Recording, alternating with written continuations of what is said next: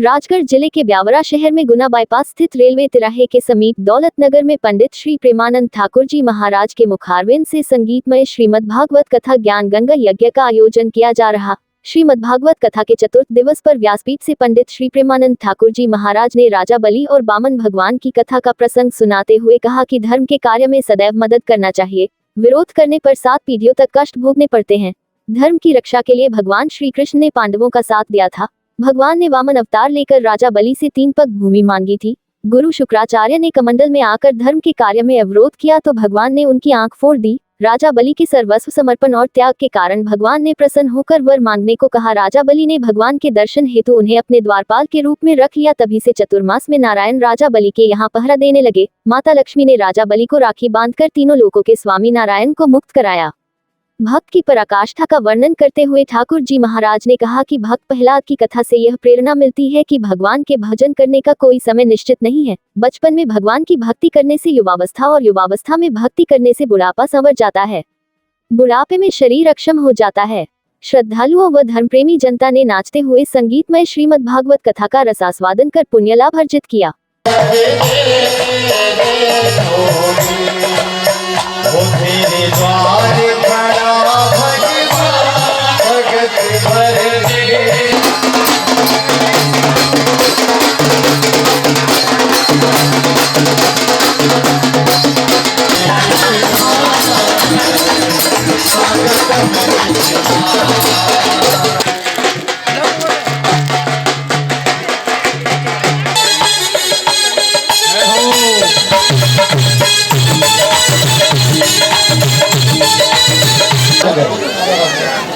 सारे दौलतनगर वालों को बधाई हो,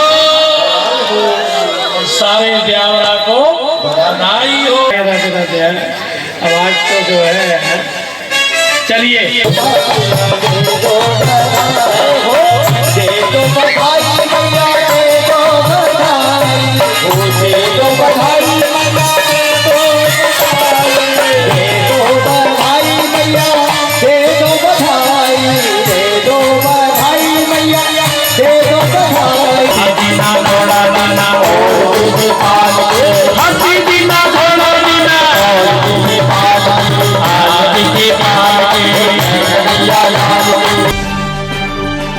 राजगढ़ जिले के ब्यावरा शहर में गुना बाईपास स्थित रेलवे तिराहे के समीप विश्वनाथ कॉलोनी, दौलतनगर और आदर्श नगर के रहवासियों ने श्री राम जानकी मंदिर परिसर में जम्मू कश्मीर के पहलगाम में हुए आतंकी हमले में अपनी जान गंवाने वाले पर्यटकों की आत्मा की शांति हेतु श्रद्धांजलि दी। पहलगाम में टूरिस्ट पर हुए आतंकवादी हमले के विरोध में मंदिर समिति के पदाधिकारियों एवं रहवासियों ने चौराहे पर आतंकवाद का पुतला दहन कर आक्रोश प्रकट किया। मंदिर के महंत श्री रघुनाथ दास जी महाराज ने आतंकी हमले की निंदा करते हुए कहा कि इस तरह की घटनाओं से देश की अखंडता और आपसी भाईचारे को चुनौती देने वाली ताकतों के मंसूबे कभी कामयाब नहीं होंगे।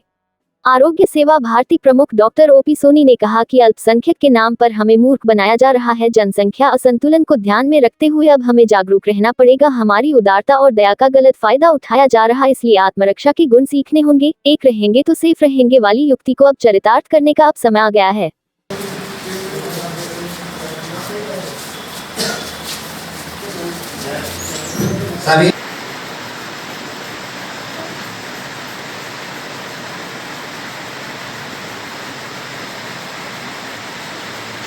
जीवन में सुखी रहना है तो जिस प्रकार के आपके साथ व्यवहार होता है उसके साथ आपको भी वैसा करना पड़ेगा, तो आप सुखी रह सकते हैं। बहुसंख्यक हिंदू अल्पसंख्यकों के अत्याचार से परेशान है। ऐसा कोई सा देश नहीं है जहां बहुसंख्यक परेशान हो अल्पसंख्यक से। केवल भारत एक ऐसा देश है जहां पर अल्पसंख्यकों से भारत परेशान है। चाहते हैं कि हिंदू बाहुल्य, सनातन बाहुल्य देश में भी हम अपना इस्लाम का परचम लहराए। असंभव है, संभव नहीं है, पर उनकी ये मंशा है। आतंकवाद का जो पुतला जलाया है कि बटोगे तो कटोगे, मोदी ने कहिए एक रहोगे तो सेफ रहोगे। मेरा आप सबसे करबद्ध प्रार्थना है कि सारे हिंदू भाई एकजुट रहें, एक साथ रहे और समय आने पर एक दूसरे का साथ दे। कि हिंदुओं का एक झूठा अहम मैं की भावना और आपस की फूट ये हमें धीरे धीरे समाप्त करती जा रही है। हमारा भारत देश दयालु देश है जिसने सभी धर्मों को गले लगाया और इन्होंने हमारी उदारता का, हमारी दया का गलत फायदा उठाया है। इनको हम नहीं छोड़ेंगे।